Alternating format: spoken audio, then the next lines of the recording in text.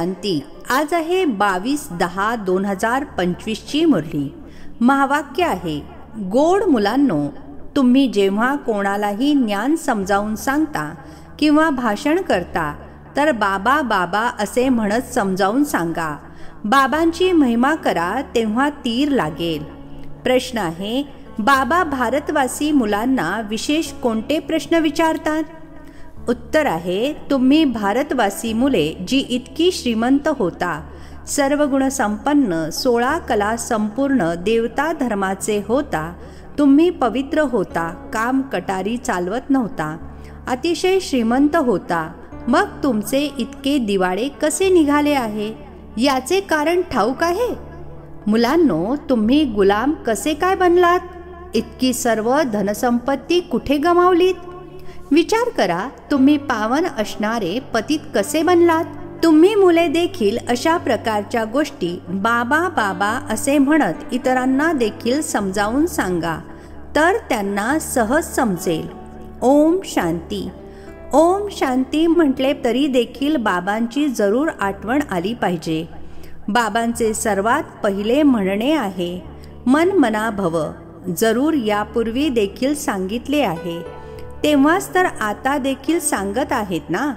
तुम्ही मुले बाबांना जाणता. जेव्हा कुठे सभेमध्ये भाषण करण्यासाठी जाता तर ते लोक काही बाबांना जाणत नाहीत, तर त्यांना देखील सांगताना असे म्हटले पाहिजे की शिवबाबा म्हणतात की तेच पतित पावन आहेत. जरूर पावन बनविण्याकरिता इथे येऊन समजावून सांगतात. जसे इथे बाबा तुम्हाला म्हणतात, माझ्या मुलांनो, तुम्हाला स्वर्गाचा मालक बनवले होते. तुम्ही आदि सनातन देवी देवता धर्मावाले विश्वाचे मालक होता. असेच तुम्ही देखील बोलले पाहिजे की बाबा असे म्हणतात. असा समाचार अजून कोणाच्याच भाषणाचा आलेला नाही. शिवबाबा म्हणतात, मला सर्वश्रेष्ठ मानता, पतित पावन देखील मानता. मी येतो देखील भारतामध्ये आणि राजयोग शिकविण्यासाठी येतो. म्हणतो, मामेकम अर्थात मज एकाची आठवण करा. मज सर्वोच्च पित्याची आठवण करा, कारण ते पिता देणारे दाता आहेत. खरोखर भारतामध्ये तुम्ही विश्वाचे मालक होता ना. इतर कोणताही धर्म नव्हता. बाबा आम्हा मुलांना समजावून सांगतात, ते मग आम्ही तुम्हाला समजावून सांगतो.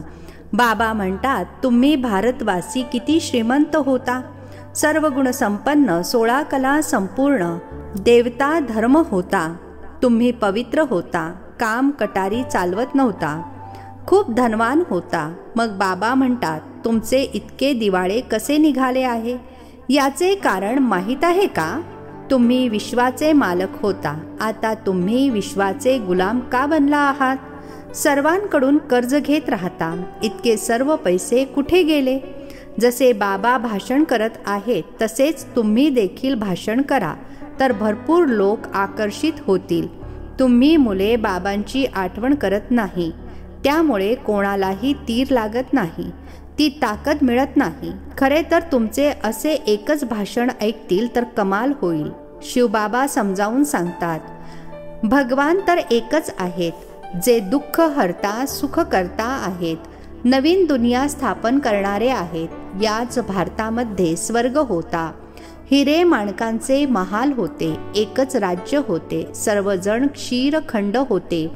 जशी बाबांची महिमा अपरंपार आहे, तशीच भारताची महिमा देखील अपरंपार आहे. भारताची महिमा ऐकून खुश होतील. बाबा मुलांना विचारत आहेत, इतकी धन दौलत कुठे गमावलीत? भक्ती मार्गामध्ये तुम्ही किती खर्च करत आला आहात?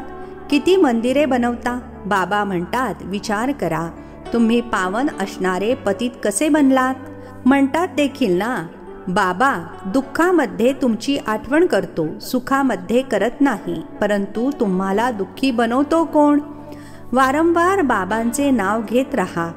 तुम्ही बाबांचा संदेश देत आहात. बाबा म्हणतात, मी तर स्वर्ग शिवालय स्थापन केले. स्वर्गामध्ये या लक्ष्मी नारायणाचे राज्य होते ना. तुम्ही हे देखील विसरला आहात. तुम्हाला हे देखील ठाऊक नाही आहे की राधा कृष्णच स्वयंवरानंतर लक्ष्मीनारायण बनतात. श्रीकृष्ण जो विश्वाचा मालक होता, त्याला बसून कलंक लावता. मला देखील कलंक लावता. मी तुमचा सद्गती दाता आहे आणि तुम्ही मला कुत्र्या मांजरामध्ये कणाकणामध्ये आहे असे म्हणता. बाबा म्हणतात, तुम्ही किती पतित बनला आहात. बाबा म्हणतात, सर्वांचा सद्गती दाता पतित पावन मी आहे. तुम्ही मग गंगेला पतित पावनी म्हणता. माझ्याशी योग न लावल्याने तुम्ही अजूनच पतित बनता. माझी आठवण करा तर तुमची विकर्म विनाश होतील. वारंवार बाबांचे नाव घेऊन समजावून सांगा, तेव्हा शिवबाबा लक्षात राहील. बोला, आम्ही बाबांची महिमा करतो. बाबा स्वतः म्हणतात, मी कसा साधारण पतित शरीरामध्ये अनेक जन्मांच्या अंतामध्ये येतो. यांचेच अर्थात ब्रह्मा बाबांचेच अनेक जन्म आहेत. हे आता माझे बनले आहेत, तर या रथाद्वारे तुम्हाला समजावून सांगतो. हे अर्थात ब्रह्मा बाबा आपल्या जन्मांना जाणत नाहीत. भागीरथ हे आहेत. यांच्या वानप्रस्थ अवस्थेमध्ये मी येतो. शिवबाबा असे समजावून सांगतात. असे भाषण कधी कोणाचे ऐकलेले नाही. बाबांचे तर कोणी नावच घेत नाहीत. संपूर्ण दिवस बाबांची तर अजिबात आठवणच करत नाहीत. झरमुई झगमुई अर्थात व्यर्थ गोष्टी करत राहतात आणि लिहितात की आम्ही असे भाषण केले, आम्ही हे समजावून सांगितले. बाबा समजतात की अजून तर तुम्ही मुंग्या आहात, कोळी सुद्धा बनलेले नाही आहात. अर्थात मुंगी एवढे छोटे आहात, अजून कोळ्या एवढे सुद्धा मोठे झालेले नाही आहात. आणि अहंकार केवढा असतो समजत नाहीत की शिवबाबा ब्रह्माद्वारे सांगत आहेत. शिवबाबांना तुम्ही विसरून जाता. ब्रह्मावर लगेच रागावतात.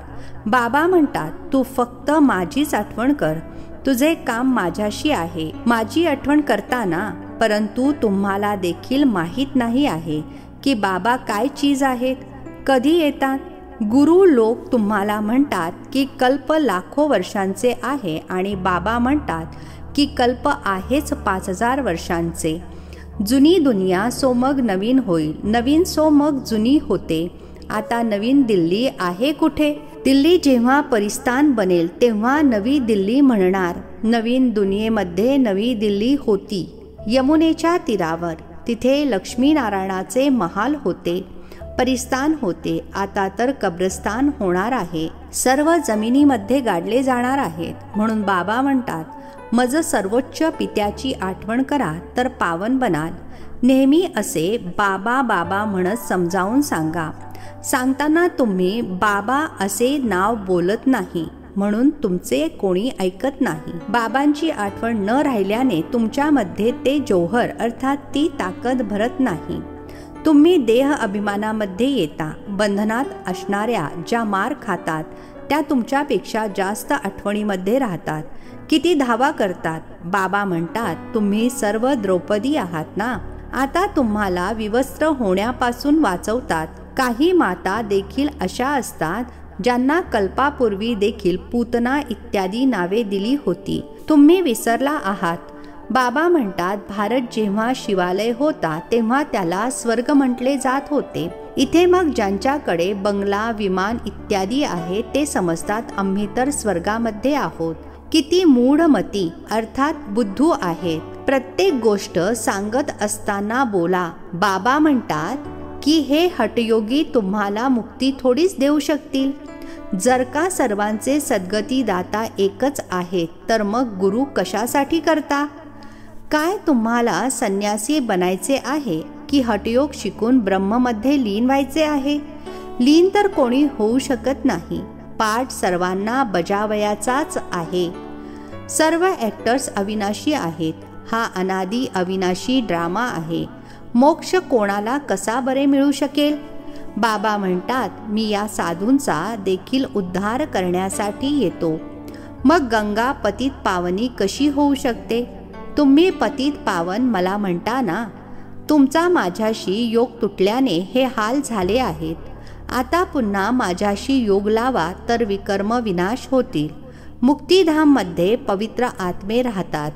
आता तर सारी दुनियाच पतित आहे. पावन दुनियेविषयी तर तुम्हाला माहीतच नाही आहे. तुम्ही सर्व पुजारी आहात, एकही पूज्य नाही. तुम्ही बाबांचे नाव घेऊन सर्वांना जागृत करू शकता. बाबा जे विश्वाचा मालक बनवितात त्यांची तुम्ही ग्लानी करत बसता. श्रीकृष्ण छोटा मुलगा सर्वगुण संपन्न तो असा धंदा कसा बरे करेल? आणि श्रीकृष्ण सर्वांचा पिता कसा असू शकतो? ईश्वर तर एकच असतो ना. जोपर्यंत तुम्ही माझ्या श्रीमतानुसार चालत नाही तोपर्यंत गंज कशी उतरणार? तुम्ही सर्वांची पूजा करत राहता तर काय हालत झाली आहे. म्हणून पुन्हा मला यावे लागते. तुम्ही किती धर्मभ्रष्ट कर्मभ्रष्ट झाला आहात. तुम्ही विचारा, हिंदू धर्म कोणी आणि कधी स्थापन केला? असे चांगले ललकारून अर्थात जोरदार आवाहन करून भाषण करा. तुम्हाला सतत बाबांची आठवणच येत नाही. कधी कधी कोणी लिहितात की माझ्यामध्ये तर जसे बाबांनी येऊन भाषण केले. बाबा खूप मदत करत राहतात. तुम्ही आठवणीच्या यात्रेमध्ये राहत नाही म्हणून मुंगीच्या पावलाने सेवा करता. बाबांचे नाव घ्याल तेव्हाच कोणाला तीर लागेल अर्थात ज्ञान काळजाला भिडेल. बाबा समजावून सांगतात, मुलांनो तुम्हीच ऑलराऊंड 84चे चक्र फिरला आहात तर तुम्हालाच येऊन समजावून सांगावे लागेल. मी भारतातच येतो. जे पूज्य होते ते पुजारी बनतात. मी काही पूज्य आणि पुजारी बनत नाही. बाबा सांगतात अशी तर धून लावली पाहिजे. तुम्ही अशा प्रकारे भाषण करा. जेव्हा असे मी ऐकेन तेव्हा समजेन की तुम्ही आता मुंगीपासून कोळी बनला आहात. बाबा म्हणतात, मी तुम्हाला शिकवतो. तुम्ही फक्त मामेकम अर्थात मज एकाची आठवण करा. या रथाद्वारे तुम्हाला फक्त एवढेच सांगतो की माझी आठवण करा. रथाची थोडीच आठवण करायची आहे. बाबा असे म्हणतात. बाबा असे समजावून सांगतात. अशा प्रकारे तुम्ही बोला, मग बघा तुमचा किती प्रभाव दिसून येईल. बाबा म्हणतात, देहासहित सर्व संबंधांमधून बुद्धीचा योग तोडा. आपला देहसुद्धा सोडला तर बाकी राहिली आत्मा. स्वतःला आत्मा समजून मज पित्याची आठवण करा. बरेच जण म्हणतात, अहम ब्रह्मास्मी, आम्ही मायेचे मालक आहोत. बाबा म्हणतात, तुम्ही हे देखील जाणत नाही की माया कशाला म्हटले जाते आणि संपत्ती कशाला म्हटले जाते. तुम्ही धनाला माया म्हणता. अशा प्रकारे तुम्ही त्यांना समजावून सांगू शकता. खूप चांगली चांगली मुले मुरलीसुद्धा वाचत नाहीत, बाबांची आठवण करत नाहीत. त्यामुळे तीर लागत नाही, कारण आठवणीचे बळ मिळत नाही. बळ मिळते आठवण केल्याने. ज्या योग बलाने तुम्ही विश्वाचे मालक बनता. मुलांनो, प्रत्येक गोष्टीमध्ये बाबांचे नाव घेत राहा, म्हणजे कधी कोणी काही बोलू शकणार नाही. सर्वांचे ईश्वर पिता तर एकच आहेत की सर्वच भगवान आहेत? म्हणतात, आम्ही अमक्या संन्याशाचे फॉलोअर्स आहोत. आता ते संन्यासी आणि तुम्ही गृहस्थी, तर मग तुम्ही फॉलोअर्स कसे झालात? गातात देखील झूठी माया, झूठी काया, झूठा सब संसार. सत्य तर एक बाबाच आहेत. ते जोपर्यंत येत नाही तोपर्यंत आपण सच्चे बनू शकत नाही. मुक्ती जीवनमुक्ती दाता एकच आहेत. बाकी कोणीही थोडीच मुक्ती देतात, ज्यासाठी आपण त्यांचे बनावे. बाबा म्हणतात, हे देखील ड्रामामध्ये होते. आता सावध व्हा, डोळे उघडा. बाबा असे सांगतात. असे म्हटल्याने तुम्ही सुटाल. तुमच्या पुढे कोणी बकवास करणार नाही. त्रिमूर्ती शिवबाबा म्हणायचे आहे. नुसते शिव नाही, त्रिमूर्तीला कोणी रचले? ब्रह्माद्वारे स्थापना कोण करतात? काय ब्रह्मा क्रिएटर आहेत? अशा पद्धतीने अभिमानाने बोला, तेव्हाच काम करू शकाल. नाहीतर देह अभिमानामध्ये बसून भाषण करता. बाबा समजावून सांगतात, हा अनेक धर्मांचा कल्पवृक्ष आहे. सर्वप्रथम आहे देवी देवता धर्म. आता तो देवता धर्म कुठे गेला? लाखो वर्षे म्हणतात. ही तर 5000 वर्षांची गोष्ट आहे. तुम्ही त्यांची मंदिरे देखील बनवत राहता. दाखवतात, पांडव आणि कौरवांचे युद्ध लागले. पांडव डोंगरावर वितळून मेले. मग पुढे काय झाले? मी कशी हिंसा करेन? मी तर तुम्हाला अहिंसक वैष्णव बनवतो. काम कटारी न चालवणे त्यालाच वैष्णव म्हणतात. ती आहे विष्णूची वंशावळी. अच्छा, गोड गोड खूप खूप वर्षांनंतर भेटलेल्या मुलांप्रती मात पिता बापदादांची प्रेमपूर्वक आठवण आणि सुप्रभात. आत्मिक पित्याचा आत्मिक मुलांना नमस्ते। आम्हा आत्मिक मुलांचा आत्मिक पित्याला नमस्ते। धारणेसाठी सारांश आहे। पहिला पॉइंट आहे, सेवेमध्ये सफलता प्राप्त करण्यासाठी अहंकाराला सोडून प्रत्येक गोष्टीमध्ये बाबांचे नाव घ्यायचे आहे। आठवणीमध्ये राहून सेवा करायची आहे। झगमुईमध्ये अर्थात व्यर्थ गोष्टींमध्ये आपला वेळ वाया घालवायचा नाही। दुसरा पॉइंट आहे, खराखुरा वैष्णव बनायचे आहे। कोणतीही हिंसा करायची नाही। देहासहित सर्व संबंधांमधून बुद्धियोग तोडायचा आहे। आजचे वरदान आहे, हाजीच्या पाठाद्वारे सेवेमध्ये महान बनणारे सर्वांच्या आशीर्वादांचे पात्र भव। हाजीच्या पाठाद्वारे सेवेमध्ये महान बनणारे सर्वांच्या आशीर्वादांचे पात्र भव। स्पष्टीकरण आहे, कोणतीही सेवा आनंदाने आणि उत्साहाने करत असताना नेहमी लक्षात राहावे की जी सेवा असेल त्यामध्ये सर्वांचे आशीर्वाद मिळावेत, कारण जिथे आशीर्वाद असतील तिथे मेहनत नसेल। आता हेच लक्ष असावे की ज्याच्या पण संपर्कामध्ये याल त्याचे आशीर्वाद घेत राहणे। हाजीचा पाठच आशीर्वाद घेण्याचे साधन आहे। भले कोणी चुकीचा देखील असेल तरीही त्याला चुकीचा म्हणून धक्का देण्याऐवजी आधार देऊन उभे करा, सहयोगी बना, तर त्याद्वारे सुद्धा संतुष्टतेचे आशीर्वाद मिळतील। जे आशीर्वाद घेण्यामध्ये महान बनतात ते स्वतः महान बनतात। स्लोगन आहे, हार्ड वर्कर असण्यासोबतच आपली स्थिती देखील हार्ड अर्थात मजबूत बनविण्याचे लक्ष ठेवा। हार्ड वर्कर असण्यासोबतच आपली स्थिती देखील हार्ड अर्थात मजबूत बनविण्याचे लक्ष ठेवा। अव्यक्त इशारे आहे, स्वयंप्रती आणि सर्वांप्रती मनसाद्वारे योगाच्या शक्तींचा प्रयोग करा। योगाचा प्रयोग अर्थात आपल्या शुद्ध संकल्पांचा प्रयोग शरीरावर, मनावर, संस्कारांवर अनुभव करत पुढे जात राहा। यामध्ये इतरांना पाहू नका। हे काय करतात, हे करत नाही, जुने करतात की नाही करत हे पाहू नका। पहिला मी या अनुभवामध्ये पुढे यावे, कारण ही आपल्या आंतरिक पुरुषार्थाची गोष्ट आहे। जेव्हा अशा व्यक्तिगत रूपामध्ये याच प्रयोगामध्ये व्यस्त व्हाल, वृद्धीला प्राप्त करत राहाल, तेव्हा प्रत्येकाच्या शांतीच्या शक्तीचा संघटित रूपामध्ये विश्वासमोर प्रभाव पडेल। अच्छा, ओम शांती। नवनवीन मराठी व्हिडिओज प्राप्त करण्यासाठी सबस्क्राईब करा मराठी गॉड रिपोर्ट चॅनलला।